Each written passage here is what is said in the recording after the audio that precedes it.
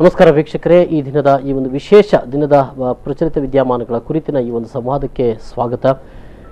ಎಲ್ಲ ಮುಗಿದ ಮೇಲೆ ಅಂದರೆ ಮಳೆ ನಿಂತು ಹೋದ ಮೇಲೆ ಮತ್ತೇನು ಮಾತು ಅಂತ, ಅಂದರೆ ಯಾವತ್ತೋ ನೆರೆ ಬಂದಿದೆ, ನೆರೆ ಬಂದು 3 ದಿನಗಳಾಯಿತು, ಆ ನಂತರದಲ್ಲಿ ಮತ್ತೆ ನೀವು ಮಾತಾಡ್ತಿದ್ದೀರಲ್ಲ ಅಂತ ನೀವು ಅಂದ್ಕೊಂಡಿರಬಹುದು. ಬಹುಶಃ ಅಲ್ಲೇ ತಪ್ಪಾಗೋದು. ಯಾವುದೋ ಒಂದು ದುರಂತ ನಡೀತದೆ, ಆ ದುರಂತ ನಡೆದಾದ ನಂತರ ಒಂದೆರಡು ದಿನ ನಾವು ನೆನಪಿನಲ್ಲಿ ಇಟ್ಟುಕೊಳ್ತೇವೆ, ಮಾತಾಡ್ತೇವೆ ಮತ್ತು ಮುಗಿಸಿ ಬಿಡ್ತೇವೆ.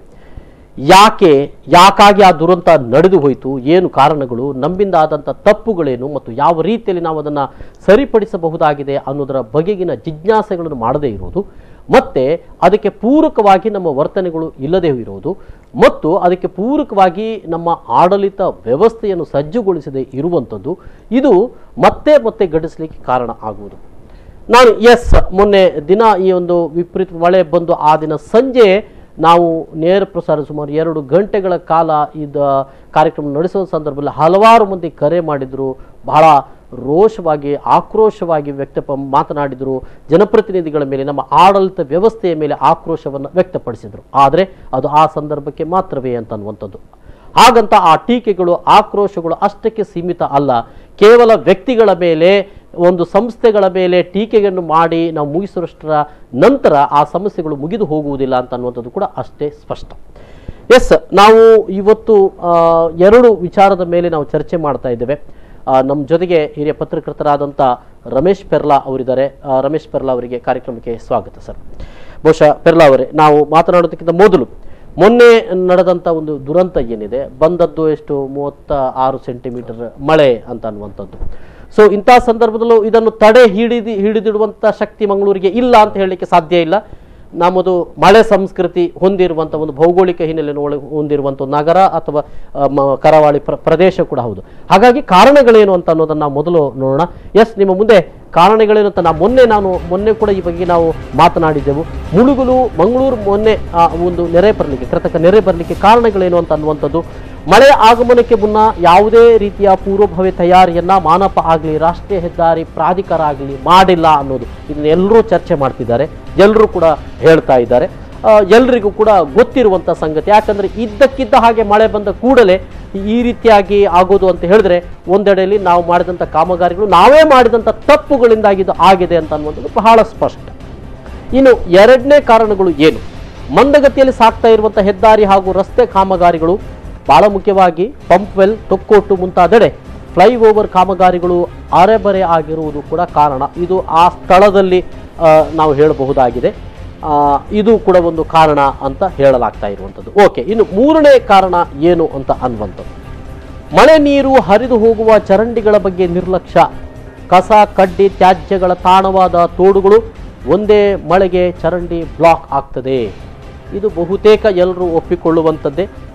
ನಾಗರಿಕರ ಒಂದಷ್ಟು ಬೇಜವಾಬ್ದಾರಿಗಳು ಹೌದು, ಮತ್ತು ನಾನು ಮೊದಲು ಹೇಳಿದಾಗೆ ಆಡಳಿತ ವ್ಯವಸ್ಥೆ ಕೂಡ ಇದಕ್ಕೆ ಸರಿಯಾದ ತಯಾರಿಗಳನ್ನು ಮಾಡಿಕೊಳ್ಳಿಲ್ಲ ಅಂತ ಇಲ್ಲಿ ಬೇರೆ ಬೇರೆ ಚರ್ಚೆಗಳು ಬರ್ತದೆ. ಅಂದರೆ ಎಲ್ಲೆಲ್ಲೆಲ್ಲಪ್ಪ ತೋಡುಗಳನ್ನು ಕ್ಲೀನ್ ಮಾಡೋದು, ಎಷ್ಟೊಂದು ತೋಡುಗಳಿವೆ ಅಂತ ಅನ್ನುವಂಥದ್ದು. ಆದರೆ ಇಲ್ಲೆಲ್ಲೋ ಒಂದು ಕಡೆ ಹೇಳುವಾಗ ಇಲ್ಲ ನಮ್ಮ ಎಲ್ಲ ಸರಿಯಾಗಿದೆ ಮಾಡಿದ್ದೇವೆ ಅಂತ ಅನ್ನೋದು ಭರವಸೆ ನೀಡೋದು, ಆದರೆ ಅನಿರೀಕ್ಷಿತವಾಗಿತ್ತು ಈ ಮಳೆ ಅನ್ನೋದು ಮತ್ತೊಂದು ವಿಚಾರ. ಇನ್ನು 4ನೇ ಕಾರಣಗಳು ಕೂಡ ಇಲ್ಲಿ ಮಂಗಳೂರು ಮೊನ್ನೆ ನೆರೆಗೆ ಆಧುನಿಕ ಭರಾಟೆಗೆ ತುತ್ತಾದಂಥ ಜೌಗು ಪ್ರದೇಶ, ಅಂದರೆ ಮಳೆಗಾಲದಲ್ಲಿ ನೀರು ನಿಲ್ಲುವ ಜಾಗದಲ್ಲಿ ಕಟ್ಟಡಗಳನ್ನು ನಿರ್ಮಾಣ ಮಾಡಿದ್ದೇವೆ, ಇದು ಕೂಡ ಕಾರಣ ಅಂತ ಅನ್ನುವಂಥದ್ದು. ಇದು ಬಹುತೇಕ ಎಲ್ಲರೂ ಮಾತನಾಡುವಂಥದ್ದು ಮತ್ತು ಒಪ್ಪಿಕೊಳ್ಳುವಂಥದ್ದು ಕೂಡ ಆಗಿದೆ. ಇನ್ನು 5ನೇ ಕಾರಣ, ಬಹಳ ಮುಖ್ಯವಾಗಿ 5ನೇ ಕಾರಣ ಏನು ಅಂತ ಹೇಳಿದ್ರೆ, ನಮ್ಮ ಮಂಗಳೂರಿನಲ್ಲಿ ಹಲವಾರು ಕೆರೆಗಳಿದ್ದವು ಮತ್ತು ನೀರು ಹರಿದು ಹೋಗುವಂಥ ಜಾಗಗಳಿತ್ತು, ಅದೆಲ್ಲ ಒತ್ತುವರಿಯಾಗಿದೆ. ಈಗಾಗಲೇ ಹೇಳಿದ ಹಾಗೆ ಅಲ್ಲಿ ನಾನು ಪ್ರಸ್ತಾಪ ಮಾಡಬೇಕಿತ್ತು, ರಾಜಕಾಲುವೆಗಳು ಕೂಡ ಇದಕ್ಕೆ ಇದಾಗಿರುವಂಥದ್ದು. ಎಲ್ಲಿ ಯಾವುದು ಹೇಗೆ ಎನ್ನುವ ಸ್ಪಷ್ಟ ಚಿಂತನೆಗಳಿಲ್ಲದ ಅವೈಜ್ಞಾನಿಕ ನಿರ್ಮಾಣ ಕಾಮಗಾರಿಗಳು, ಕೆರೆಗಳ ಮೇಲೇನೂ ಕೂಡ ಬಡಾವಣೆ ಮಾಡೋದು, ನೀರು ನಿಲ್ಲುವ ಜಾಗಗಳು. ಈ ಹಿಂದೆ ನಮ್ಮ ಬಹುಶಃ ಹಿಸ್ಟ್ರಿ ತೆಗೆದುಕೊಂಡ್ರೆ, ನಮ್ಮ 100-150 ವರ್ಷಗಳ ಹಿಂದಿನ ಒಂದು ಇದನ್ನು ತೆಗೆದುಕೊಂಡ್ರೆ, ಎಲ್ಲೆಲ್ಲಿ ನೀರು ನಿಲ್ತಾ ಇತ್ತೋ ಮಳೆಗಾಲದಲ್ಲಿ ಅಲ್ಲೆಲ್ಲ ಇವತ್ತು ಬಡಾವಣೆಗಳಾಗಿದ್ದಾವೆ ಅಂತ ಅನ್ನುವಂಥದ್ದು ಬಹಳ ಸ್ಪಷ್ಟ. ಇದು ಕಾರಣಗಳು ಅಂತ ನಾವು ಮೊನ್ನೆನೂ ಹೇಳಿದ್ದೇವೆ, ಇವತ್ತು ಮತ್ತೆ ನಾವು ಹೇಳ್ತೇವೆ. ರಮೇಶ್ ಪೆರ್ಲಾ ಅವರೇ, ಅಂದ್ರೆ ಇಷ್ಟು ಕಾರಣಗಳನ್ನ ನೋಡಿದ್ರೆ ಇನ್ನೊಂದು ಕಾರಣ ಇದೆ. ಇನ್ನೊಂದಂದ್ರೆ ನಮ್ಮಲ್ಲಿ ಮಳೆ ಬಂದಾಗ ನೀರು ಇಂಗುವ ಸ್ಥಳ ಕಡಿಮೆ ಆಗಿದೆ. ನಾವೆಲ್ಲ ರೋಡ್ ಕಾಂಕ್ರೀಟ್ ಹಾಕಿದ್ದೇವೆ, ಆಮೇಲೆ ನಮ್ಮ ಎಲ್ಲ ಕಡೆ ಇಂಟರ್ಲಾಕ್ಸ್ ಹಾಕಿದ್ದೇವೆ. ಎಲ್ಲೆಲ್ಲ ನಮಗೆ ನೀರನ್ನು ಇಂಗ್ಲಿಷ್ ಬಿಡದೆ ಹಾಗೆ ಎಲ್ಲೆಲ್ಲ ಸಿಮೆಂಟ್ ಹಾಕ್ಲಿಕ್ಕೆ ಆಗ್ತದೆ ಅಲ್ಲೆಲ್ಲ ಸಿಮೆಂಟ್ ಹಾಕಿದೆ. ಅಂದ್ರೆ ಹಿಂದೆ ಡಾಮರ್ ರಸ್ತೆ ಇತ್ತು, ಅದ್ರ ನಂತರ ಮಣ್ಣಿನ ಮನೆ ಇದ್ರು ಮನೆಯ ಜಾಗ ಖಾಲಿ ಜಾಗ ಇತ್ತು. ಈಗ ಅಂಗಳ ಇದ್ರೆ ಆ ಅಂಗಳದಲ್ಲೆಲ್ಲ ಇಂಟರ್ಲಾಕ್ ಆಗ್ತೀವಿ. ಎಲ್ಲಿ ಒಂದು ಚೂರು ನೀರು ಇಂಗುವಂತ ಒಂದು ಸೆಂಟಿ 1 ಚದರ ಅಡಿ ಜಾಗ ಕೂಡ ಒಂದು ಮನೆಯವರು ಬಿಡ್ತಾ ಇಲ್ಲ. ಎಲ್ಲಿ ಹೋಗ್ಬೇಕಾ ನೀರು ಒಂದು. ಆಮೇಲೆ ಮರದ ಒಂದು ಏನು ತುಂಬಾ ಮರ ಇತ್ತು ಇಲ್ಲಿ. ಮರ ಇದ್ದಾಗ ಅಥವಾ ಕಾಡಿನ ಪ್ರದೇಶ ಹೇಗಾಗ್ತದೆ ಅಂದ್ರೆ ಮಳೆ ಬಿದ್ದಾಗ ಅದು ಭೂಮಿಗೆ ಬರಬೇಕಾದ್ರೆ ತುಂಬಾ ತಡ ಆಗ್ತದೆ. ಅದು ಎಲೆಗೆ ಬಿದ್ದು ಕೊಂಬೆಯಿಂದ ಹರಿದು ಸ್ಲೋ ಆಗಿ ಬರ್ತದೆ. ಈಗ ಏನಾಗ್ತದೆ ಅಂದ್ರೆ ನೀರು ಬಿದ್ದ ಕೂಡಲೇ ಮಳೆ ಭೂಮಿಗೆ ಬಿದ್ದ ಕೂಡಲೇ ಅದು ಓಡ್ಲಿಕ್ಕೆ ಶುರು ಮಾಡ್ತದೆ. ಎಲ್ಲಿ ತೊರೆ ಇದೆ, ಎಲ್ಲಿ ಚರಂಡಿ ಇದೆ, ಎಲ್ಲಿ ನದಿ ಇದೆ, ಆಮೇಲೆ ಸಮುದ್ರಕ್ಕೆ ಹೋಗ್ಬೇಕು. ಆದಷ್ಟು ಬೇಗ ಅದರ ಒಂದೇ ದಿಕ್ಕು ಸಮುದ್ರ ಹೋಗಿ ಸೇರ್ಬೇಕು. ಆ ಅವಸರದಲ್ಲಿ ಇರ್ತದೆ. ನಮ್ದು ಆಕ್ಚುಲಿ ನಾವು ಎಲ್ಲರೂ ಇದೇನಂದ್ರೆ ನೀವು ಆ ಹರಿದು ಹೋಗುವ ಓಡಿ ಹೋಗುವ ನೀರನ್ನು ನಿಲ್ಲಿಸಿ ಭೂಮಿಯಲ್ಲಿ ಇಂಗಿಸಿ ಅನ್ನುವಂಥದ್ದು ನಮ್ಮ. ಆದ್ರೆ ಇಲ್ಲಿ ಏನಾಗ್ತಿದೆ ಅಂದ್ರೆ ನೀವು ಇಂಗ್ಲಿಕ್ಕೂ ಬಿಡುದಿಲ್ಲ, ಹೋಗ್ಲಿಕ್ಕೂ ಬಿಡುದಿಲ್ಲ. ಆಗ ಇಂಥ ಕೃತಕ ಪ್ರವಾಹ ನೆರೆ ಉಂಟಾಗ್ತದೆ. ಒಂದು ಮತ್ತೆ ಜಿಲ್ಲಾಧಿಕಾರಿ ಕೊಟ್ಟ ಇನ್ನೊಂದು ಕಾರಣ ಏನಂದ್ರೆ ಆ ಸಂದರ್ಭದಲ್ಲಿ ಸಮುದ್ರದಲ್ಲಿ ಏರ್ತಾ ಇತ್ತು, ಅಂದ್ರೆ ಉಬ್ಬರ ಇತ್ತು. ಸಮುದ್ರದ ಉಬ್ಬರ ಇದ್ದ ಕಾರಣ ಸಹಜವಾಗಿ ನೀರಿನ ಮಟ್ಟ ಜಾಸ್ತಿ ಇರ್ತದೆ.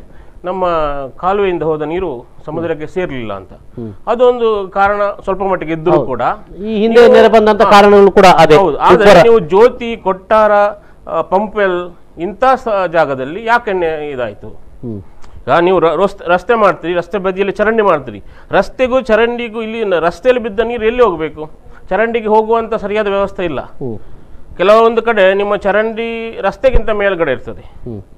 ಮತ್ತೆ ರಸ್ತೆ ಬಿದ್ದ ನೀರು ಚರಂಡಿಗೆ ಹೋಗುವಂತ ಒಂದು ತೂಬು ಏನಾದ್ರೂ ಬೇಕು. ತೂಬು ಮಾಡಿಟ್ರು ಅದಕ್ಕೆ ಹೋಗುವ ಪರಿಸ್ಥಿತಿ ಇರುವುದಿಲ್ಲ. ಮತ್ತೆ ಈ ಸಲ ಏನಾಗಿದೆ ಅಂದ್ರೆ ಮೊದಲು ನಮ್ಮ ಜಿಲ್ಲಾಡಳಿತ ಹೇಗಿತ್ತಂದ್ರೆ AB ಇಬ್ರಾಹಿಂ ಇದ್ದಾಗ ಅವರು ನಗರ ಪಾಲಿಕೆಯನ್ನು ಅವರ ಸುಪರ್ದಿಯಲ್ಲಿ ಇಟ್ಕೊಟ್ಟಿದ್ರು. ಮುಂಜಾನೆ ಒಂದು ಮೀಟಿಂಗ್ ಮಾಡೋರು, ಸಂಜೆ ಒಂದು ಮೀಟಿಂಗ್ ಮಾಡೋರು, ಕೆಲಸ ಮಾಡಿಸೋರು. ಜಿಲ್ಲಾಧಿಕಾರಿ ಇದಕ್ಕೆ ಹೋಗ್ಲಿಲ್ಲ. ಯಾಕಂದ್ರೆ ಒಂದು ಜಿಲ್ಲಾಧಿಕಾರಿ ಮಟ್ಟದ ಅಧಿಕಾರಿ ಇರುವಂತ ಒಂದು ಆಯುಕ್ತರು ಇರುವಂತ ಒಂದು ನಗರ ಪಾಲಿಕೆ, ನಮ್ಮ ದೊಡ್ಡ ನಗರ ಪಾಲಿಕೆ. ಸೊ ಅವರು ಅದರ ಉಸಾಬರಿಗೆ ಬಿಟ್ಟಿದ್ರು. ಏನು ಸಮಸ್ಯೆ ಆಯ್ತು, ಸಮಸ್ಯೆ ಆದಾಗ ಜಿಲ್ಲಾಧಿಕಾರಿಗೆ ಬರುದು. ಫೈನಲ್ ಸರ್ಕಾರ ವಿಚಾರಿಸುವುದು ಜಿಲ್ಲಾಧಿಕಾರಿಯನ್ನೇ, ನಗರ ಪಾಲಿಕೆಯ ಯಾರನ್ನು ಮೇಯರ್ ಆಯುಕ್ತರನ್ನು ವಿಚಾರಿಸಲ್ಲ.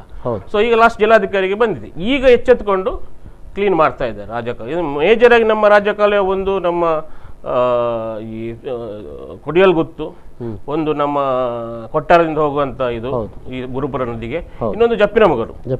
ಈ 3 ಇದನ್ನು ಕರೆಕ್ಟ್ ಮೂಲಕವಾಗಿ ಜಪ್ಪಿನಮಗರಿಂದ ಹತ್ತವರ ಮೂಲಕವಾಗಿ ಬರ್ತದೆ. ಮೊದಲ ಕ್ಲೀನ್ ಮಾಡಿ ರೆಡಿ ಮಾಡಿ ಇಟ್ಕೋಬೇಕಿತ್ತು, ಮಾಡಲಿಲ್ಲ ಅದು.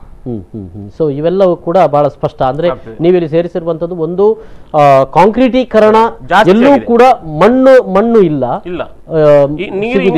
ಮತ್ತು ಹಿಂದೆ ನಾವು ಮನೆ ಕಟ್ಟ ಒಂದು ಮನೆ ಇದ್ರೆ ಸುತ್ತ ಬಾಳೆ ಗಿಡಗಳು, ತೆಂಗಿನ ಗಿಡಗಳು, ಆಮೇಲೆ ತರಕಾರಿ ಗಿಡಗಳು ಅಂತ ಇರ್ತಿದ್ವು. ಬಹುಶಃ ಇದು 25 ವರ್ಷ ಇದ್ರು. ಒಂದು ತೆಂಗಿನ ಗಿಡ ಇದ್ರು, ಅದು ಸಾಕಷ್ಟು ನೀರು ಇಂಗುವುದು. ಹೌದು, ಹಿಂಗೋ ಪರಿಸ್ಥಿತಿ ಇಲ್ಲ. ನೇರವಾಗಿ ಸೀದಾ ತೋಡಿಗೆ ಹೋಗಬೇಕು ಅನ್ನೋಂಥದ್ದು ಇದು ಬಹಳ ಸ್ಪಷ್ಟ. ಇದನ್ನು ಬಹುಶಃ ಇದನ್ನು ಕೂಡ ಸೇರಿಸ್ಕೊಳ್ಬೇಕಾಗ್ತದೆ ಅಂತ ಅನ್ನುವಂಥದ್ದು. ಓಕೆ, ಹಾಗಿದ್ದಲ್ಲಿ ನಾವು ಇಲ್ಲಿ ಮತ್ತೆ ನಾವು ಮುಂದಕ್ಕೆ ಬರ್ತಾ ಇದ್ದೇವೆ. ನಿಮ್ಮ ಅಭಿಪ್ರಾಯಗಳು ಕೊಡಬಹುದಾಗಿದೆ. ನೀವು ಕೂಡ ಕರೆ ಮಾಡಿ ನಿಮ್ಮ ಅಭಿಪ್ರಾಯಗಳನ್ನು ತಿಳಿಸಿ ಅಂತ ಹೇಳ್ತಾ ಇದ್ದೇನೆ. ಓಕೆ, ನಾವು ಮುಂದೆ ಏನು ಮಾಡಬೇಕಾಗಿದೆ ಅನ್ನೋದ್ರ ಬಗ್ಗೆ ನಾವು ಚರ್ಚೆ ಮಾಡ್ತೇವೆ. ಆದರೆ ಒಂದು ಬ್ರೇಕ್ನ ಬಳಿಕ ಈ ಬಗ್ಗೆ ಚರ್ಚೆ ಮಾಡ್ತೇವೆ. ಆ ಅಂಶಗಳನ್ನು ಕೂಡ ನಿಮ್ಮ ಮುಂದೆ ಇಡ್ತೇವೆ. ಅದನ್ನು ನೀವು ನೋಡಿಕೊಂಡು ನಿಮ್ಮ ಅಭಿಪ್ರಾಯಗಳನ್ನು ತಿಳಿಸಲಿಕ್ಕೆ ನಮಗೆ ಕರೆ ಮಾಡಬಹುದಾಗಿದೆ. ಒಂದು ಸಣ್ಣ ಬ್ರೇಕ್ನ ಬಳಿಕ ಮತ್ತೆ ಬರ್ತೇವೆ.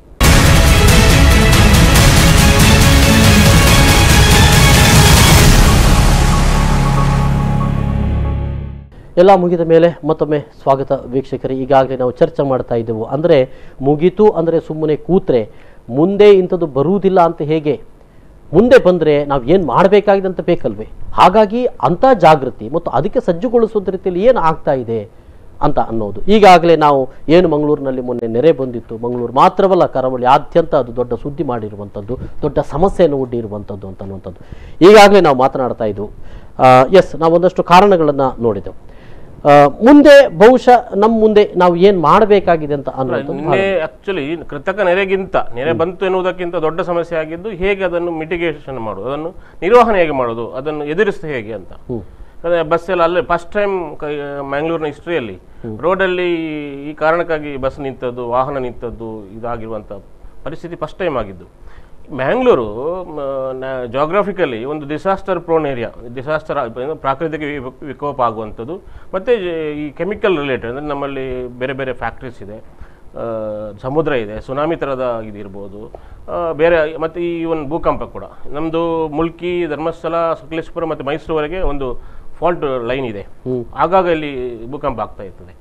ಇಡೀ ಕರ್ನಾಟಕದಲ್ಲಿ ದಕ್ಷಿಣ ಕನ್ನಡ ಜಿಲ್ಲೆಯಲ್ಲಿ ಮಾತ್ರ ಒಂದು ಡಿಸಾಸ್ಟರ್ ಮ್ಯಾನೇಜ್ಮೆಂಟ್ ಒಂದು ಯೂನಿಟ್ ಇತ್ತು, UNDP, United Nations Development Programme ಪ್ರಕಾರ. ಹಿಂದೊಮ್ಮೆ ಭೂಕಂಪಕ್ಕೆ ಸಂಬಂಧಪಟ್ಟಾಗಿ ಬಹಳ ದೊಡ್ಡ ಸುದ್ದಿ ಆಗಿತ್ತು. ಇಲ್ಲಿ ಆಗಾಗ ಆಗ್ತಾ ಇರ್ತದೆ, ತುಂಬಾ ಚಿಕ್ಕ ಮಟ್ಟದ ತೆತ್ತಿಕಲ್ ಅಂತ ಪ್ರಕರಣ ಕೂಡ ಮಾತ್ರ. ಇಲ್ಲಿ ಧರ್ಮಸ್ಥಳ ಮತ್ತೆ ಈ ಮುಲ್ಕಿಯಿಂದ ಈ ಬೆಲ್ಟ್ ಇದೆ, ಧರ್ಮಸ್ಥಳ, ಈ ಸಕಲೇಶ್ವರ ಅಪ್ ಟು ಮೈಸೂರು ಈ ಕಡೆ ಈ ಒಂದು ಬೆಲ್ಟ್ ಇದೆ.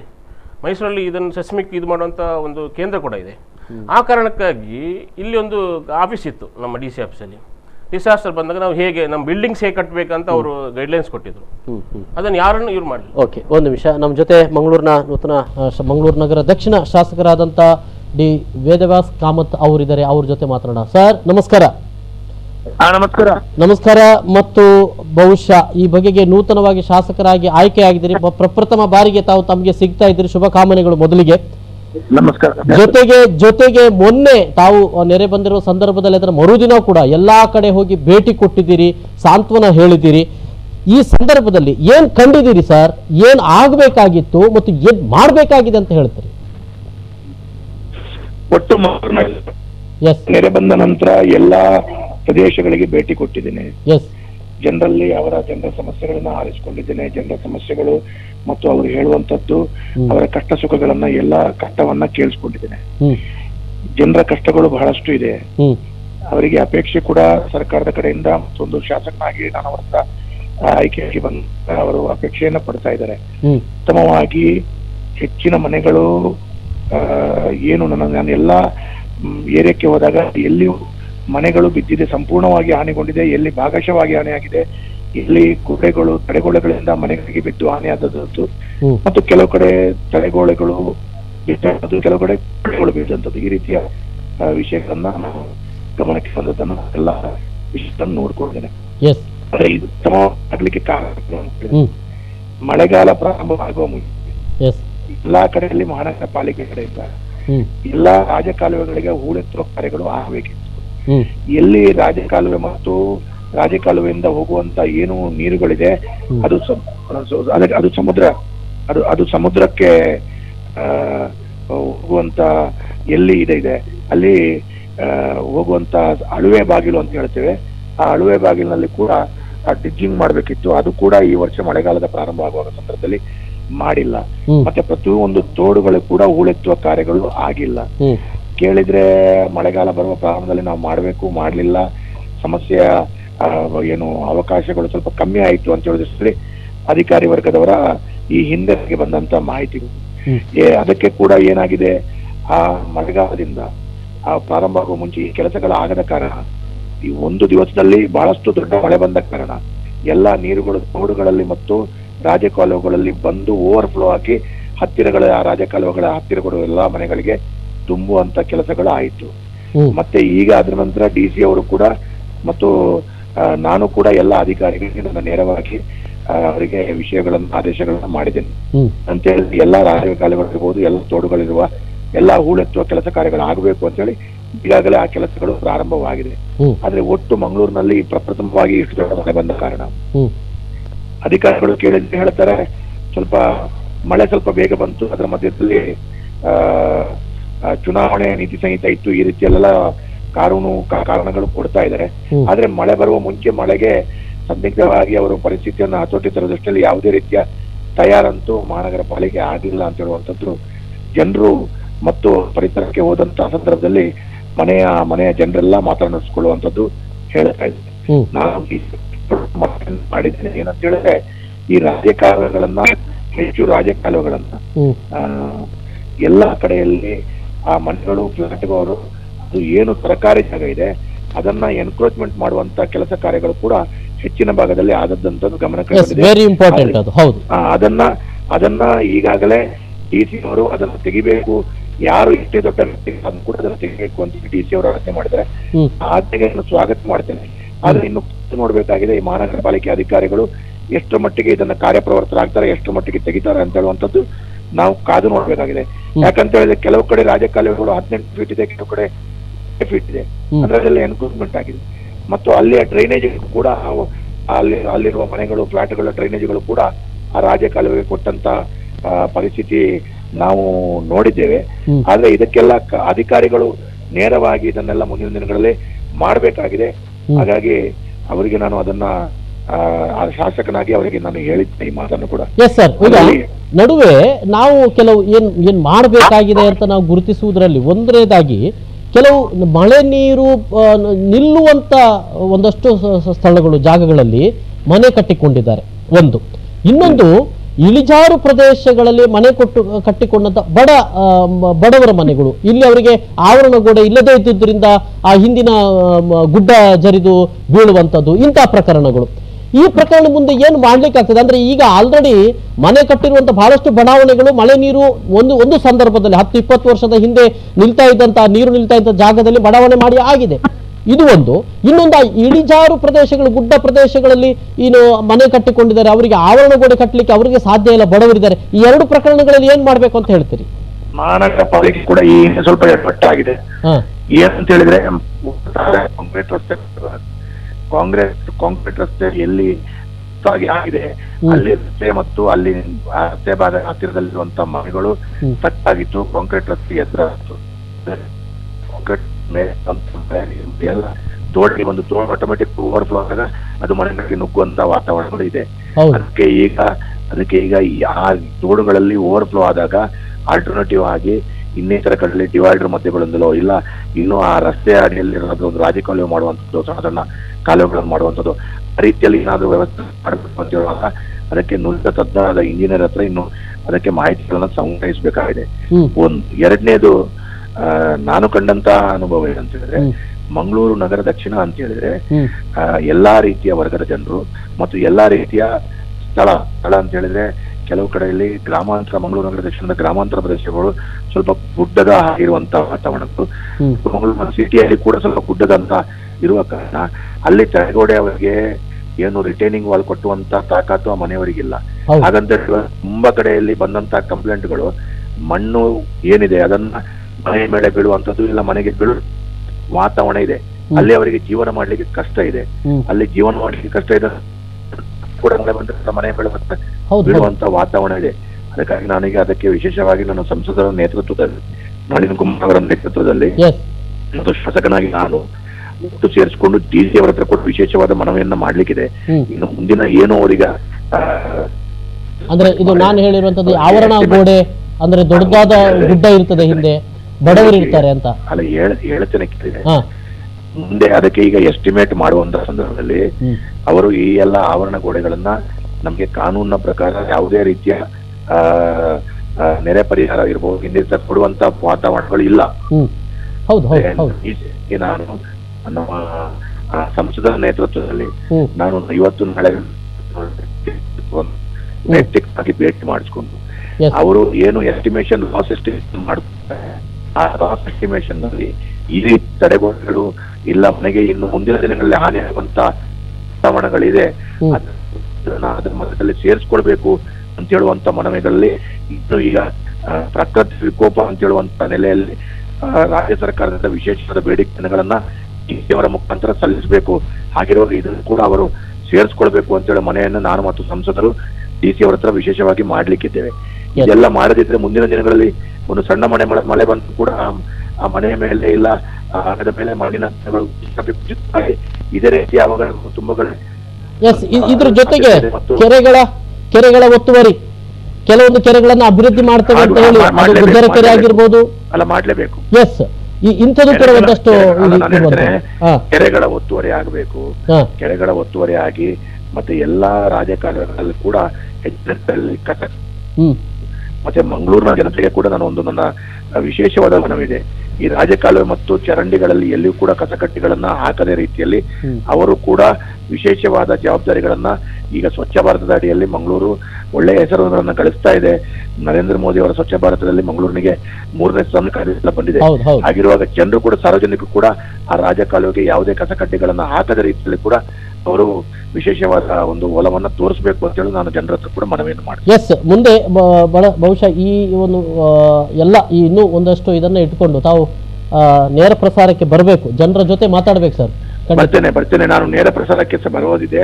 ಈಗ ಏನಾಗಿದೆ ಅಂತ ಹೇಳಿದ್ರೆ ಚುನಾವಣೆಯ ನೀತಿ ಸಂಹಿತೆ ಇರುವ ಕಾರಣ, ಚುನಾವಣಾ ನೀತಿ ಸಂಹಿತೆ ಅಂತ ಹೇಳಿದ್ರೆ MLC ಚುನಾವಣಾ ನೀತಿ ಸಂಹಿತೆ ಇದೆ. ಹಾಗಾಗಿ ನಾನು 15 ತಾರೀಕು ತನಕ ಯಾವುದೇ ವಿಷಯದಲ್ಲಿ ಮತ್ತು ಒಟ್ಟು ಸಮಸ್ಯೆಯ ಬಗ್ಗೆ ಮತ್ತು ಅಭಿವೃದ್ಧಿ ದೃಷ್ಟಿಯಲ್ಲಿ ಇನ್ನು ಮುಂದಿನ ದಿನಗಳಲ್ಲಿ ನೇರ ಪ್ರಸಾರಕ್ಕೆ ನಾನು ಬರ್ತೇನೆ. Okay sir, thank you. ಧನ್ಯವಾದಗಳು ಸರ್ ನಮ್ಮ ಜೊತೆ ಮಾತಿಗೆ ಸಿಕ್ಕಿದ್ದಕ್ಕೆ. ಎಸ್, ಈಗ ಬಹುಶಃ ನಾನು ಅದನ್ನು ಮೊದಲೇ ತೋರಿಸಬೇಕಾಗಿತ್ತು. ಏನು ಮಾಡಬೇಕಾಗಿದೆ ಅನ್ನುವಂಥ ಕೆಲವು ಅಭಿಪ್ರಾಯಗಳು ಈಗ ನಿಮ್ಮ ಮುಂದೆ ಬರ್ತಾ ಇದೆ ಸ್ಕ್ರೀನ್ನಲ್ಲಿ ನೋಡಿ. ಎಸ್, ಹಾಗಾದ್ರೆ ನಾವೇನು ಮಾಡಬೇಕಾಗಿದೆ? ಮಂಗಳೂರಿನ ಮಳೆ ನೀರು ಹರಿದು ಹೋಗುವ ಚರಂಡಿಗಳ ಮೇಲೆ ನಿಗಾ, ಅಂದರೆ ನಾಗರಿಕರು ಕಸ ತ್ಯಾಜ್ಯ ಹಾಕದಂತೆ ಕ್ರಮ, ಆಗಾಗ ಅದನ್ನು ಹೂಳೆತ್ತುವುದು ಮತ್ತು ಒತ್ತುವರಿ ಆಗದಂತೆ ಕಟ್ಟುನಿಟ್ಟಿನ ಕ್ರಮ ಕೈಗೊಳ್ಳುವುದು. ಈಗಾಗಲೇ ಶಾಸಕರು ಮಾತಾಡುವಾಗ ಅದನ್ನು ಬಹಳ ಸ್ಪಷ್ಟವಾಗಿ ಹೇಳಿದ್ದಾರೆ. ಕಾಲುವೆಗಳು ಜೊತೆಗೆ ಈ ಎಲ್ಲ ಚರಂಡಿ ಮಳೆ ನೀರು ಹರಿದು ಹೋಗುವಂಥ ಎಲ್ಲ ಇದನ್ನು ಕೂಡ ನಿಗಾ ವಹಿಸಬೇಕಾಗೋದು. ಆಮೇಲೆ ಯಾರು ಅದನ್ನು ಒತ್ತುವರಿ ಮಾಡಿದರೆ ಅದರ ಮೇಲೆ ಕ್ರಮ ತೆಗೆದುಕೊಳ್ತೇವೆ. ಅದನ್ನು ಜಿಲ್ಲಾಧಿಕಾರಿಗಳು ಕೂಡ ಈ ಬಗೆಗೆ ಪೂರಕವಾದಂಥ ಇದನ್ನು ಅವರು ಸ್ಪಷ್ಟಪಡಿಸಿದ್ದಾರೆ. ಅದು ಮುಂದಿನ ದಿನಗಳಲ್ಲಿ ಕಾರ್ಯಾಚರಣೆ ಮಾಡ್ತೇವೆ ಅಂತ ಹೇಳಿದ್ದಾರೆ. ಇದು ಒಂದು. ಇನ್ನು ಎರಡನೇದ್ದು, ಗುಡ್ಡದ ಮೇಲೆ ಇಳಿಜಾರು ಪ್ರದೇಶಗಳಲ್ಲಿ ಮನೆ ಕಟ್ಟಿಕೊಂಡಿರುವ ಬಡವರಿಗೆ ಮಾನಾಪದ ವತಿಯಿಂದ ಆವರಣಗೋಡೆ ಕಟ್ಟುವುದು. ಯಾಕಂತ ಹೇಳಿದ್ರೆ ಬಡವರಿಗೆ ಅಂತ ಹೇಳಿದ್ದೇನೆ, ಶ್ರೀಮಂತರಿಗೆ ಅಲ್ಲ. ಇಲ್ಲಿ ಇದನ್ನು ಮಾಡಬೇಕಂತ ಅನಿವಾರ್ಯತೆ ಇದೆ. ಪಾಪ ಅವರು ಬಹಳ ವರ್ಷಗಳ ಹಿಂದೆ ಏನೋ ಮನೆ ಕಟ್ಟಿದ್ದಾರೆ, ಆದರೆ ಮೇಲಿನ ಗುಡ್ಡ ಮತ್ತು ಕೆಳಗೆ ಮನೆ ಬಹಳ ಪ್ರಕರಣಗಳಲ್ಲಿ ಒಂದು ಮಳೆ ಬಂದರೂ ಸಾಕು, ಈ ರೀತಿಯ ಪ್ರಕರಣಗಳಲ್ಲಿ ಹಿಂದಿನ ಗುಡ್ಡ ಜರಿದು ಮನೆ ಗೋಡೆ ಮೇಲೆ ಬಿದ್ದು ಬಡವರು ಸಾವನ್ನಪ್ತಾ ಇರುವಂಥ ಪ್ರಕರಣಗಳು ಮಂಗಳೂರಿನಲ್ಲಿ ಮಾತ್ರ ಅಲ್ಲ, ಕರಾವಳಿ ಭಾಗದಲ್ಲಿ ಬಹಳಷ್ಟು ಕಡೆ ನಡೀತಾ ಇದೆ. ಇದ್ರ ಬಗ್ಗೆ ಒಂದು ಸ್ಪಷ್ಟ ನಿಲುವು ತೆಗೆದುಕೊಳ್ಬೇಕಾಗ್ತದೆ ಸರ್ಕಾರ ಅಂತ ಅನ್ನೋದು. ಕೇವಲ ಮಾನಪ ಅಂತಲ್ಲ, ಸರ್ಕಾರ ಒಂದು ಸ್ಪಷ್ಟ ನಿಲುವನ್ನು ತೆಗೆದುಕೊಳ್ಬೇಕಾಗ್ತದೆ ಅಂತ ಅನ್ನುವಂಥದ್ದು. ಎಸ್, ಇನ್ನು ಮೂರನೇದ್ದು, ಖಾಸಗಿ ಕಟ್ಟಡ ನಿರ್ಮಾಣದ ಸಂದರ್ಭದಲ್ಲಿ ಕಟ್ಟುನಿಟ್ಟಾದ ಅಫಿಲೇಷನ್ ನಿಯಮ ಅನುಸರಿಸಬೇಕು. ಪಾರ್ಕಿಂಗ್, ಚರಂಡಿ ನಿರ್ಮಾಣದ ಬಗ್ಗೆ ನಿಗಾ ವಹಿಸುವುದು, ಇದು ಕೂಡ ಕಾರಣ ಆಗ್ತದೆ. ಈಗಾಗಲೇ ನಾವು ಮಾತಾಡುವಾಗ ಕೂಡ ಅದನ್ನು ಹೇಳಿದ್ದೇವೆ. ಅಂದರೆ ಯಾವುದೇ ಅಫಿಲೇಷನ್ಗಳನ್ನು, ಆ ನಿಯಮಗಳನ್ನು ತೆಗೆದುಕೊಳ್ಳೋದೇ ಇಲ್ಲ. ಪಾರ್ಕಿಂಗ್ ಆಗಲಿ ಅಥವಾ ಇವನ್ ಕಟ್ಟಡ ನಿರ್ಮಾಣ ಇದ್ದ ಚರಂಡಿಯ ಮೇಲೂ ಕಟ್ಟಡ ಕಟ್ಟುವುದು ಮತ್ತು ಅವರ ಆ ಒಂದು ಕಟ್ಟಡದ ಸುತ್ತ ನಮ್ಮ ನೀರಾದರೂ ಹೊರಗೆ ಹೋಗಬೇಕು ಅನ್ನೋಷ್ಟರ ಮಟ್ಟಿಗೂ ಕೂಡ ಇರದೇ ಇರುವಂಥದ್ದು, ಅಥವಾ ನಮ್ಮ ಒಂದು ವರಾಂಡ ಕ್ಲೀನ್ ಇದ್ದರೆ ಸಾಕು, ಉಳಿದದು ಹೊರಗೆ ಏನು ಬೇಕಾದ್ರೆ ಆಗಲಿ ಅನ್ನುವ ರೀತಿಯ ವರ್ತನೆಗಳು, ಇದ್ರ ಮೇಲೆ ನಿಗಾ ವಹಿಸುವುದು, ಕಟ್ಟುನಿಟ್ಟಿನ ಕ್ರಮ ಕೈಗೊಳ್ಳುವುದು ಬಹಳ ಅಗತ್ಯ. ಇನ್ನು ನಾಲ್ಕನೇದು, ರಸ್ತೆ ನಿರ್ಮಾಣ ಮಾಡುವ ಸಂದರ್ಭದಲ್ಲಿ ಮಳೆ ನೀರು ಹರಿಯುವ ಕುರಿತು ಜಿಜ್ಞಾಸೆ ನಡೆಸಿ ಅಷ್ಟೇ ಪ್ರಮಾಣದ ಚರಂಡಿ ನಿರ್ಮಾಣಕ್ಕೆ ಒತ್ತು ಕೊಡಬೇಕಾಗಿದೆ. ಬಹುಶಃ ಕಳೆದ 3-4 ವರ್ಷದ ಒಂದು ಕಾಮಗಾರಿಗಳನ್ನು ನೋಡುವಾಗ ರಸ್ತೆ ನಿರ್ಮಾಣ ಮಾಡುವ ಸಂದರ್ಭದಲ್ಲೇ ಚರಂಡಿಗಳನ್ನು ನಿರ್ಮಾಣ ಮಾಡಿದ್ದಾರೆ, ಒಳ್ಳೆ ಕೆಲಸ. ಆದರೆ ಚರಂಡಿ ನಿರ್ಮಾಣ ಮಾಡಿದ್ದಾರೆ, ಆದರೆ ಅದರ ಪ್ರಮಾಣ ಸಾಕಾಗುವುದಿಲ್ಲ, ಅಗಲೀಕರಣ ಜಾಸ್ತಿ ಆಗಬೇಕಾಗಿತ್ತು ಅನ್ನುವ ಅಭಿಪ್ರಾಯಗಳು ಕೂಡ ಬಂದಿರುವುದು. ಏನೇ ಆಗಲಿ, ರಸ್ತೆಯನ್ನು ನಿರ್ಮಾಣ ಮಾಡ್ತೇವೆ ಅಂತ ಎನ್ನುವಾಗ ಎರಡೂ ಬದಿಗಳಲ್ಲಿ ನೀರು ಹೋಗ್ಲಿಕ್ಕೂ ಕೂಡ, ಮಳೆ ನೀರು ಹೋಗ್ಲಿಕ್ಕೆ ಒಂದು ಜಾಗ ಬೇಕು ಅಂತ ಅನ್ನುವಂಥ ಜಿಜ್ಞಾಸೆ ಬೇಕು ಅಂತ ಅನ್ನುವಂಥದ್ದು. ಸೊ ಇದು ಬಹಳ ಅಗತ್ಯ ಅಂತ ಅನ್ನುವಂಥದ್ದು. ಓಕೆ, ಮುಂದೆ, ತಗ್ಗು ಅಥವಾ ಜೌಗು ಮಳೆ ನೀರು ನಿಲ್ಲುವ ಪ್ರದೇಶಗಳನ್ನು ಗುರುತಿಸಿ ಮುಂದಿನ ದಿನಗಳಲ್ಲಿ ಅಲ್ಲಿ ಮನೆ ಅಥವಾ ಕಟ್ಟಡಗಳನ್ನು ಕಟ್ಟದಂತೆ ಕಾನೂನು ರೂಪಿಸಬೇಕು ಅಂತ ಅನ್ನುವಂಥದ್ದು. ಕೇರಳದಲ್ಲಿ ಇದೇ ರೀತಿ ಎಲ್ಲೆಲ್ಲಿ ಈ ನೀರು ನಿಲ್ಲುವಂಥ ದೊಡ್ಡ ಜೌಗು ಪ್ರದೇಶಗಳಿದ್ದಾವೆ ಅಲ್ಲಿ ಮನೆ ಕಟ್ಟಲಿಕ್ಕೆ, ಕಟ್ಟಡ ಕಟ್ಟಲಿಕ್ಕೆ ಯಾವುದೇ ಅನುಮತಿಯನ್ನು ಕೊಡುವುದಿಲ್ಲ. ಅದೇ ರೀತಿಯಾದಂಥ ಕಾನೂನು ಕರಾವಳಿಗೆ ತರಬೇಕು. ಇಲ್ಲೆಲ್ಲಿ ಅಂತ ಪ್ರದೇಶಗಳು ಇರುತ್ತದೋ ಅದನ್ನು ಗುರುತಿಸಿ ಅದನ್ನು ಬೇರೆ ರೀತಿಯಲ್ಲಿ ಅಭಿವೃದ್ಧಿ ಪಡಿಸಲಿಕ್ಕೆ ಸರ್ಕಾರ ನೋಡಬೇಕು. ಆಗ ಪಾಪ ಆಲ್ರೆಡಿ ಕಟ್ಟಿದಂಥ ಮನೆಗಳು ಮತ್ತು ಬಡಾವಣೆಗಳು ಈ ಪರಿಸ್ಥಿತಿಯಿಂದ ಅವರಿಗೆ ಬೇರೆ ಕಡೆಗೆ ಅಥವಾ ಆ ಪರಿಸ್ಥಿತಿಯನ್ನು ಅನುಭವಿಸುವಂತೆ ಮಾಡಲಿಕ್ಕೆ ಆಗೋದಿಲ್ಲ ಅಂತ ಅನ್ನುವಂಥದ್ದು. ಹಾಗಾಗಿ ಇದ್ರ ಬಗ್ಗೆ ನಿಗಾ ವಹಿಸಬೇಕು. ಒತ್ತುವರಿಯ ಕೆರೆಗಳ ಸಂರಕ್ಷಣೆ, ಹೂಳೆತ್ತುವುದು, ಶುಚಿಯಾಗಿ ಹಿಡಿದು ಮಳೆಗಾಲದಲ್ಲಿ ಮಳೆ ನೀರು ಹರಿದು ಬರುವಂತೆ ವ್ಯವಸ್ಥೆ ಮಾಡೋದು. ಕೆರೆಗಳನ್ನು ನಿರ್ಮಾಣ ಮಾಡೋದು ಮಾತ್ರ ಅಲ್ಲ, ಈ ಮಳೆಗಾಲದಲ್ಲಿ ಹರಿದು ಬರುವಂಥ ನೀರನ್ನು ಕೂಡ ಅಲ್ಲಿಗೆ ಬಂದು ಅಲ್ಲಿಂದ ಮತ್ತೆ ಅದು ನದಿಗಳಿಗೋ ಅಥವಾ ದೊಡ್ಡ ಕಾಲುವೆಗಳ ಮೂಲಕ ಹೊರಗೆ ಹೋಗುವಂತೆ ಮಾಡಬೇಕು. ಒಂದು ಕಾಲುವೆ ಅಲ್ಲಿಗೆ ಲಿಂಕು ಕೊಡಬೇಕು, ಆಗ ಬೇಕಾದಷ್ಟು ನೀರು ತುಂಬಿಸಬಹುದು. ಮತ್ತೆ ಅದನ್ನು ಶುಚಿಯಾಗಿ ಇಡುವಂಥದ್ದು ಬಹಳ ಮುಖ್ಯ. ಅಲ್ಲಿ ಪ್ರವಾಸೋದ್ಯಮ ಅಭಿವೃದ್ಧಿಗೂ ಕೂಡ ಪೂರಕವಾಗಿ ಅಭಿವೃದ್ಧಿ ಮಾಡಲಿಕ್ಕೆ ಸಾಧ್ಯ ಇದೆ ಅಲ್ವೇ ಅನ್ನುವ ಅಭಿಪ್ರಾಯವೂ ಕೂಡ ಇದೆ. ಎಸ್, ಮುಂದೆ, ನಗರ ಪಾಲಿಕೆ ನಿಯಮದಂತೆ ವಾರ್ಡ್ ಸಮಿತಿ ಕಡ್ಡಾಯವಾಗಿ ರಚಿಸುವುದು. ಒಂದು ವಾರ್ಡ್ಗೆ ಬೇಕಾದ ವ್ಯವಸ್ಥೆಗಳ ಬಗೆಗೆ ಒಂದು ವೈಜ್ಞಾನಿಕ ನಿಲುವು ತೆಗೆದುಕೊಳ್ಳಲಿಕ್ಕೆ ಆ ವಾರ್ಡ್ ಸಮಿತಿಗೆ ಸಾಧ್ಯ ಆಗ್ತದೆ. ಇಲ್ಲಿ ಬೇರೆ ಬೇರೆ ಜಿಜ್ಞಾಸೆ ಅಂದರೆ ಅಭಿಪ್ರಾಯಗಳುಳ್ಳಂಥ ಒಳ್ಳೊಳ್ಳೆ ವ್ಯಕ್ತಿಗಳನ್ನು ಇದು ಮಾಡಿ ವಾರ್ಡ್ ಸಮಿತಿಗಳು ಮಾಡಬೇಕು. ಇದು ಆಲ್ರೆಡಿ ಕಾನೂನಿದೆ, ಆದರೆ ಆ ಕಾನೂನ ಪರಿಪಾಲನೆ ಆಗ್ತಾ ಇಲ್ಲ ಅಂತ ಅನ್ನೋದು ಮೊನ್ನೆನೂ ಕೂಡ ಚರ್ಚೆ ಮಾಡುವಾಗ ವ್ಯಕ್ತವಾಗಿರುವಂಥದ್ದು. ಸೊ ಇವಿಷ್ಟು ನೀವು ನೋಡ್ತಾ ಇರುವಂಥದ್ದು ನಾವೇನು ಮಾಡಬೇಕಾಗಿದೆ. ಈಗಾಗಲೇ ನಾವು ಶಾಸಕರ ಜೊತೆ ಮಾತನಾಡುವ ಕೂಡ ಕೆಲವು ಅಭಿಪ್ರಾಯಗಳನ್ನು ಕೊಟ್ಟಿದ್ದೇವೆ. ಮುಂದೆ ಅವರೀಗ ಚುನಾವಣಾ ನೀತಿ ಸಂಹಿತೆ ಇದೆ, ಆ ನಂತರದಲ್ಲಿ ಅವರು ಬರ್ತಾರೆ ಅಂತ ಹೇಳಿದ್ರೆ ಬಹುಶಃ ಈ ಅಭಿಪ್ರಾಯಗಳು ಅವ್ರ ಜೊತೆ ಕೂಡ ನಾವು ಮಾತನಾಡಬಹುದು. ಆದರೆ ಈಗ ನಾವು ನಮ್ಮ ಜೊತೆ ನಾವು ಮಾತನ್ನು ಮುಂದುವರಿತಾ ಇದ್ದಾರೆ. ಅದಕ್ಕಿಂತ ಮೊದಲೊಂದು ಬ್ರೇಕ್ ಕೊಟ್ಕೊಂಡು ಬ್ರೇಕ್ ನಂತರ ಈ ಬಗೆಗೆ ಒಂದಷ್ಟು ಚರ್ಚೆಗಳನ್ನು ಮಾಡ್ತೇವೆ. ನೀವು ನಿಮ್ಮ ಅಭಿಪ್ರಾಯಗಳನ್ನು ತಿಳಿಸಿ.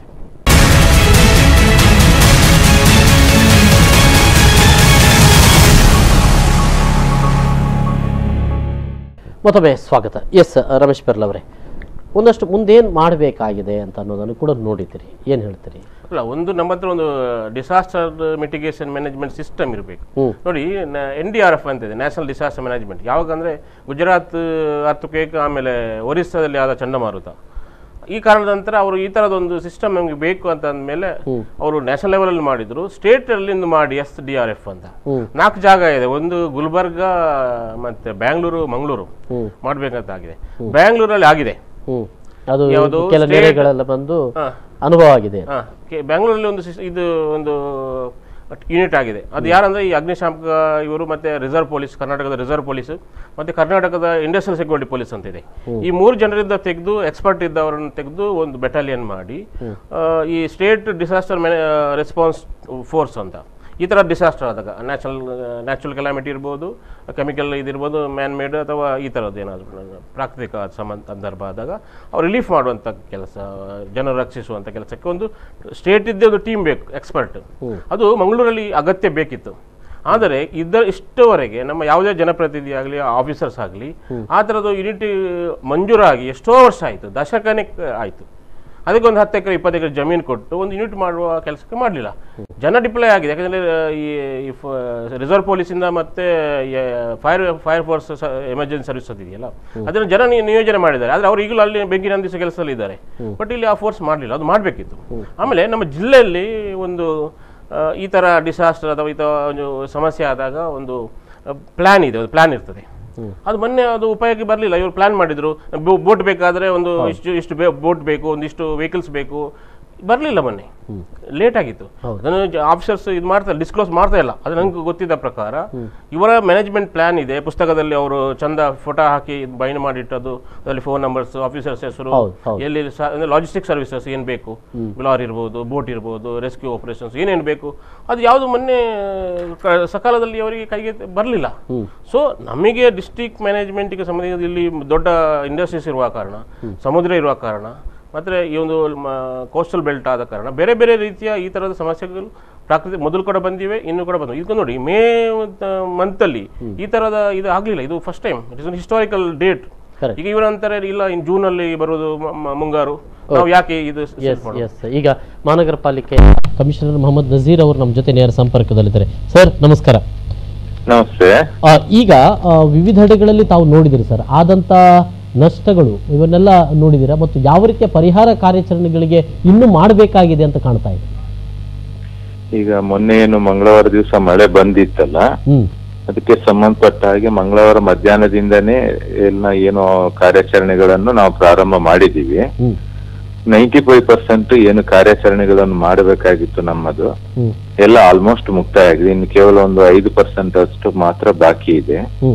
ಇನ್ನು ಪ್ರೈವೇಟ್ ಏನು ಡ್ಯಾಮೇಜಸ್ ಆಗಿದೆ, ಮನೆ ಹಾನಿ ಇರ್ಬೋದು, ಮನೆ ಬಿದ್ದಿರುವಂತದ್ದು ಇರ್ಬೋದು, ಅದಕ್ಕೆ ಈಗಾಗಲೇ ಕಂದಾಯ ಇಲಾಖೆಯಿಂದನೂ ಕೂಡ ಸರ್ವೆ ಮಾಡಿದ್ದಾರೆ. ನಮ್ಮ ಇಲಾಖೆಯಿಂದನೂ ಕೂಡ ನಾವು ಸರ್ವೆ ಮಾಡಿ ಡೀಟೇಲ್ಸ್ ಅನ್ನು ಜಿಲ್ಲಾಧಿಕಾರಿ ಅವರಿಗೆ ಸಲ್ಲಿಸಿದ್ದೇವೆ. ಅದರ ಜೊತೆಗೆ ಏನು ಪಬ್ಲಿಕ್ ಪ್ರಾಪರ್ಟಿ ಏನ್ ಡ್ಯಾಮೇಜ್ ಆಗಿದೆ ಅದರದ್ದು ಕೂಡ ನಾವು ರಫ್ ಆಗಿ ಎಸ್ಟಿಮೇಟ್ ಮಾಡಿ ಅದನ್ನು ಕೂಡ ನಾವು ಜಿಲ್ಲಾಧಿಕಾರಿ ಅವರಿಗೆ ಇಷ್ಟು ಹಾನಿ ಆಗಿದೆ ಅಂತ ಹೇಳಿ ಕೂಡ ವರದಿಯನ್ನು ಕೊಟ್ಟಿದ್ದೀವಿ.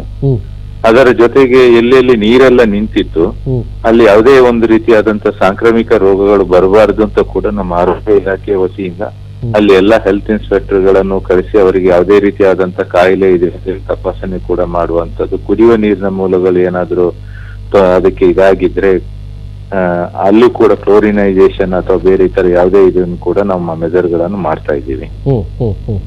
ಸರ್, ಇದು ಯಾಕೆ ಇದು ಆಯಿತು, ದುರಂತ ಆಯಿತು ಅಂತ ಅನ್ನೋದು ಏನಾದ್ರೂ ಅಧ್ಯಯನ ಆಗಿದೆಯಾ? ಏನ್ ಕಾರಣಗಳಿದ್ದಿರಬಹುದು ಅಂತ? ಇಲ್ಲ, ಖಂಡಿತ ಅದರ ಬಗ್ಗೆ ಈಗ ಬಹುಶಃ ಮಂಗಳೂರಲ್ಲಿ ಈ ರೀತಿ ಆಗಿರುವಂತ ಅಂದ್ರೆ ನಮ್ಗೆ ಯಾಕಂದ್ರೆ ನಾವು ಇದಕ್ಕೆ ಸಿಟಿಯಲ್ಲಿ ಬೆಳೆದು ಬಂದವರು, ಹುಟ್ಟಿ ಬೆಳೆದವರಾಗಿರುವುದರಿಂದ ಸುಮಾರು ಈಗ ನಾವು ಮತ್ತೆ ಈಗ ಈ ಮಳೆ ಬಗ್ಗೆ ಹೆಚ್ಚಿನವರ ಒಂದು ಹಿರಿಯರು ಇರ್ಬೋದು, ಮತ್ತೆ ನಮ್ಮ ಟೆಕ್ನಿಕಲ್ ಟೀಮ್ ಅವ್ರ ಜೊತೆ ಡಿಸ್ಕಸ್ ಮಾಡಿದಾಗ ಸುಮಾರು ಕಳೆದ 1974 ಏನು ಮೇಜರ್ ಫ್ಲಡ್ ಬಂದಿತ್ತು ಮಂಗಳೂರು, ಅದರ ನಂತರ 2006 ಅಲ್ಲಿ ಒಂದ್ಸಲ ಆಗಿತ್ತು. ಬಟ್ ಆಗ ಕೂಡ ಇಷ್ಟು ದೊಡ್ಡ ಪ್ರಮಾಣದಲ್ಲಿ ಮಳೆ ಆಗಿಲ್ಲ ಅಂತ. ಬಹುಶಃ ಇತ್ತೀಚಿನ ದಿನಗಳಲ್ಲಿ ಸುಮಾರು 6 ಗಂಟೆಯಲ್ಲಿ ಸುಮಾರು 31-32 ಸೆಂಟಿಮೀಟರ್ ಅಂದ್ರೆ 310 ಮಿಲಿಮೀಟರ್ ಮಳೆ ಆಗಿರುವುದು ಬಹುಶಃ ನಮ್ಮ ಒಂದು ಕಳೆದ 10-15 ವರ್ಷದ ಇತಿಹಾಸದಲ್ಲಿ ಇಲ್ಲ. ಸೊ ಮೇಜರ್ ಅದು ಒಂದು ಇದು ಅಂತ ಹೇಳ್ಬೋದು. ಅದು ನಾವು ಸ್ವಲ್ಪ ಯೋಚನೆ ಮಾಡಬೇಕಾಗಿದೆ. ಅಷ್ಟು ಮಳೆ ಬಂದಾಗ ನಮ್ಮ ಏನಿದೆ ಸಿಟಿಗೆ ಮಾಡಿರುವಂತಹ ಡ್ರೈನ್ಗಳು, ಯೂಶಲಿ ನಿಮ್ಗೆ ಗೊತ್ತಿದೆ ನಮ್ಮೆಲ್ಲ ಡ್ರೈನ್ಗಳು 50 ಸೆಂಟಿಮೀಟರ್ ಅಥವಾ ಮ್ಯಾಕ್ಸಿಮಮ್ ಅಂದ್ರೆ 1 ಮೀಟರ್ ಆಗಲದ್ದು ಡ್ರೈನ್ಗಳು. ದೊಡ್ಡ ಕೆಲವೊಂದು ನದಿ ಸೇರುವಂತ ಬೃಹತ್ ರಾಜಕಾಲುವೆಗಳು ಒಂದು 10-12 ಬಿಟ್ರೆ ಮಿಕ್ಕಿದ್ದು ಇಂಟರ್ನಲ್ ಡ್ರೈನ್ಸ್ ಗಳೆಲ್ಲ ತುಂಬದು. ಅದಕ್ಕೆ ಆ ಒಂದು ಮಳೆಯನ್ನು ತಡ್ಕೊಳ್ಳುವಂತ ಶಕ್ತಿ ಇದೆಯಾ ಅಂತ. ಎರಡನೇದು ಇಲ್ಲಿ ಇನ್ನೊಂದು ಏನ್ ರೋಲ್ ಮೇನ್ ಪ್ಲೇ ಆಗ್ತದೆ ಅಂತ ಹೇಳಿದ್ರೆ, ಈ ನಮ್ಮ ಸಣ್ಣ ತೋಡುಗಳಿಂದ ಇದರಿಂದ ಡ್ರೈನ್ಗಳಿಂದ ದೊಡ್ಡ ತೋಡುಗಳಿಗೆ ಹೋಗ್ತದೆ, ದೊಡ್ಡ ತೋಡಿಂದ ನದಿ ಅಥವಾ ಸಮುದ್ರಕ್ಕೆ ಹೋಗುತ್ತೆ. ಸೊ ಮೀನ್ ಟೈಮ್ ಏನಾಗಿದೆ ಅಂತ ಹೇಳಿದ್ರೆ ನಾವು 29ರ ಒಂದು ಇದು ಲೆಕ್ಕ ಹಾಕುವಾಗ ಸೊ ನಮಗೆ 3 ಗಂಟೆ ತನಕ ಸಮುದ್ರದಲ್ಲಿ ಏನು ಇದಿತ್ತಲ್ಲ ಅಬ್ಬರ ಏನು ಇದಿತ್ತು ಹೇಳ್ತೇವೆ ನಾವು, ಏರಿಕೆ ಇತ್ತು. ಹೌದು, ಸಮುದ್ರಕ್ಕೆ ನೀರು ತಗೊಳ್ತಿರ್ಲಿಲ್ಲ, ರಿಟರ್ನ್ ಹೊಡಿತಿದ್ವಿ. ಯಾವ್ದು ನಾವೇನ್ ಬ್ಯಾಕ್ ವಾಟರ್ ಅಂತ ಹೇಳ್ತಿದ್ವಲ್ಲ. ಸೊ ಅಲ್ಲಿಂದ ನಮ್ಗೆ ಯಾವಾಗ ಇದು ಸ್ಟಾರ್ಟ್ ಮಾಡ್ಲಿಕ್ಕೆ ಆಯ್ತು ಅಂತ ಓನ್ಲಿ ಆಫ್ಟರ್ 3 o'clock ಆವಾಗ ನೀರಿನ ಏನ್ ಇದಿತ್ತಲ್ವಾ ಸಮುದ್ರಕ್ಕೆ ಹೋಗ್ತಾ ಇತ್ತು, ಅದು ಇಳಿಕೆ ಪ್ರಾರಂಭ ಆಯ್ತು. ಸುಮಾರು 6 ಗಂಟೆ ಆಗುವಾಗ ಕಂಟ್ರೋಲಿಗೆ ಬಂತು. ರಾತ್ರಿ 2 ಗಂಟೆ ಆಗುವಾಗ ಏನ್ ನೀರಿತ್ತು ಕಂಪ್ಲೀಟ್ ಆಗಿ 90% ಎಲ್ಲೆಲ್ಲಿ ಎಲ್ಲ ಮನೆ ಒಳಗಿರ್ಬೋದು, ರಸ್ತೆ ಒಳಗಿರ್ಬೋದು, ಎಲ್ಲಾ ನೀರು ಖಾಲಿ ಆಗಿದೆ. ಆಲ್ಮೋಸ್ಟ್ ನಾನು ನೋಡಿದ ಪ್ರಕಾರ ನಾನೊಂದು 11:30 ಗಂಟೆ ರೌಂಡ್ಗೆಲ್ಲ ಹೋಗಿದ್ದೆ. ಕೊಡಿಯಾಲ್ ಬೈಲಿ ಎಲ್ಲ ಇರ್ಬೋದು. ಸುಮಾರು ರಾತ್ರಿ 11 ಗಂಟೆಗೆ ನಮ್ಮ ಎಲ್ಲಾ ರಸ್ತೆಗಳು ಫ್ರೀ ಆಗಿದ್ವು. ಇವು ಪಂಪೆಲ್ ಜಂಕ್ಷನ್ ಎಲ್ಲ ಸುಮಾರು 6 ಗಂಟೆಗೆ ಕ್ಲಿಯರ್ ಆಗಿತ್ತು.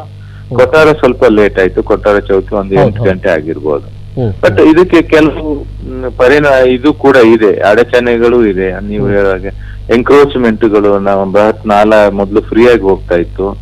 ಈಗ ಏನಾಗಿದೆ ಅಂದ್ರೆ ತಗ್ಗು ಪ್ರದೇಶದಲ್ಲಿ ಎಲ್ಲ ಮಣ್ಣು ತುಂಬಿಸಿ ಲೇಔಟ್ಗಳನ್ನು ನಿರ್ಮಾಣ ಮಾಡಿದ್ದಾರೆ, ಕನ್ಸ್ಟ್ರಕ್ಷನ್ ಬಂದಿದೆ.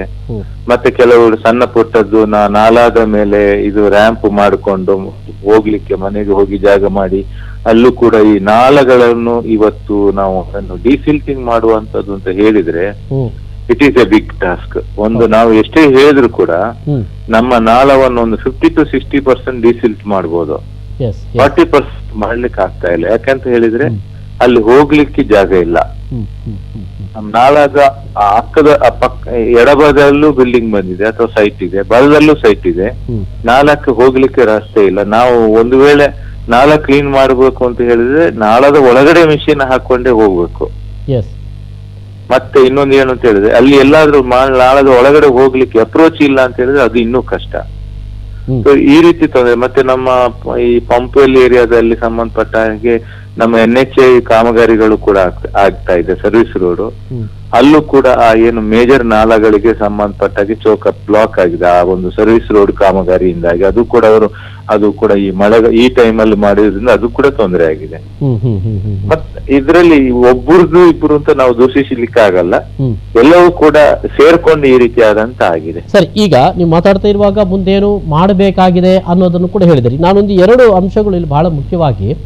ಒಂದು, ನೀವೀಗಾಗಲೇ ಹೇಳಿದ ಹಾಗೆ ಮಳೆ ನೀರು ನಿಲ್ಲುವಂತ ಜಾಗಗಳಲ್ಲಿ ಈಗಾಗಲೇ ಬಡಾವಣೆ ನಿರ್ಮಾಣಗೊಂಡಿದೆ. ಈ ಪರಿಸ್ಥಿತಿ ಏನು ಅಂತಂದ್ರೆ ಮುಂದೆಯೂ ಕೂಡ ಇಂಥ ಪರಿಸ್ಥಿತಿ ಬರಬಹುದು ಅಂತ. ಹಾಗಾದ್ರೆ ಏನು ಅಂತ ಒಂದು ಅಲ್ಲ, ಅದಕ್ಕೆ ಈಗ ತಮ್ಗೆ ಗೊತ್ತಿದೆ ಜಿಲ್ಲಾಧಿಕಾರಿ ಅವರ ಹಂತದಲ್ಲಿ ಈ 4 ಎಲ್ಲೆಲ್ಲಿ ಎನ್ಕ್ರೋಚ್ಮೆಂಟ್ ಆಗಿದೆ ಅನ್ನೋ ಬಗ್ಗೆ ಪತ್ತೆ ಹಚ್ಚಲಿಕ್ಕೆ ಒಂದು ಕಮಿಟಿಯನ್ನು ಮಾಡಿದ್ದಾರೆ. ಮತ್ತೆ ಆ ಕಮಿಟಿ ಅವರಿಗೆ ಒಂದು ವಾರ ಟೈಮ್ ಕೊಟ್ಟು ರಿಪೋರ್ಟ್ ಕೊಡ್ಲಿಕ್ಕೆ ಹೇಳಿದ್ದಾರೆ. ಸೊ ಅದರ ರಿಪೋರ್ಟ್ ಮೇಲೆ ಅವರು ಕೂಡ ಹೇಳಿದ್ದಾರೆ ಏನೇ ಕೂಡ ಈ ಒಂದು ರಾಜಕಾಲುವೆಗಳಿಗೆ ಒತ್ತುವರಿ ಅಥವಾ ಆ ನೀರು ಇದು ಸರಾಗವಾಗಿ ಹರಿಯುವುದಕ್ಕೆ ಸಂಬಂಧಪಟ್ಟಾಗಿ ಏನೇ ಅಡಚಣೆ ಇದ್ರೂ ಕೂಡ ಅದನ್ನು ತೆರವುಗೊಳಿಸುವಂತ ಒಂದು ಇದನ್ನು ಕೂಡ ಅವರು ಸೂಚನೆ ಕೂಡ ಕೊಟ್ಟಿದ್ದಾರೆ. ಅಂದ್ರೆ ಇಲ್ಲಿ ಈ ಭೂಗರ್ಭ ಶಾಸ್ತ್ರಜ್ಞರು ಅಥವಾ ಮಂಗಳೂರಿನ ಐತಿಹಾಸಿಕವಾಗಿ ಇದನ್ನು ಅಧ್ಯಯನ ಮಾಡಿದವರು ಇವರನ್ನು ಸೇರಿಸಿಕೊಂಡು ಒಂದು ಅಭಿಪ್ರಾಯಗಳನ್ನು ಪಡೆಯಲಾಗ್ತಾ ಇದೆಯಾ, ಹೇಗೆ? ಹೌದೌದು, ಖಂಡಿತ. ಈಗ ನಮ್ಮ ಅವ್ರದ್ದು DC ಅವ್ರದ್ದು ಅಲ್ಲದೆ ನಮ್ಮ ಹಂತದ ಕೂಡ ಕಾರ್ಪೊರೇಷನ್ ಹಂತದಲ್ಲೂ ಕೂಡ ನಾವು ಬೇರೆ ಬೇರೆ ಈಗ ಹಿಂದೆ ಏನು ನಮ್ಮ ಇದರ ಬಗ್ಗೆ ಮಳೆಯ ಬಗ್ಗೆ ಅಧ್ಯಯನ ಮಾಡಿದವರು ಇರ್ಬೋದು, ಅಥವಾ ಈ ಎಸ್ಪೆಷಲಿ ಇದರ ನಮ್ಮ ರಾಜಕಾಲುವೆಗಳ ಬಗ್ಗೆ ಮಾಹಿತಿ ಇರುವಂತವರು. ಯಾಕಂದ್ರೆ ನಿಮ್ಗೆ ಗೊತ್ತಿರ್ಬೋದು, ಈ ಕೊಟ್ಟಾರ ಚೌಕಿ ಮತ್ತು ನಮ್ಮ ಜಪ್ಪಿನಮಗರ ಪ್ರದೇಶದಲ್ಲಿ ಹಿಂದೆ ಏನು ಡೆವಲಪ್ಮೆಂಟ್ ಗಳೇ ಇರ್ಲಿಲ್ಲ. ಅವೆಲ್ಲ ಒಂದು ಮಳೆ ಬಂದ್ರೆ ನೀರು ನಿಲ್ಲುವಂತ ಪ್ರದೇಶಗಳಾಗಿದ್ವು. ಇವತ್ತು ಅಲ್ಲಿ ಎಲ್ಲವೂ ಕೂಡ ಆಗಿ ಡೆವಲಪ್ಮೆಂಟ್ ಆಗಿ ಅಲ್ಲಿ ಎಲ್ಲ ಮಣ್ಣು ತುಂಬಿಸಿ ಡೆವಲಪ್ಮೆಂಟ್ ಬಂದ್ಬಿಟ್ಟಿದೆ. ಅದರ ಜೊತೆಗೆ ಸರ್ ಸೇಮ್ ಕದ್ರಿಯಿಂದ ಹಿಡಿದು ಅದು ಕೋಡಿಯಾಲ್ ಗುತ್ತು ಆಗಿರಬಹುದು ಅಥವಾ ಕುದ್ರೋಳಿ ಕಂಬಳ ಈ ಪ್ರದೇಶವು ಕೂಡ 25 ನಂತರ ಡೆವಲಪ್ ಆಗಿರೋದು.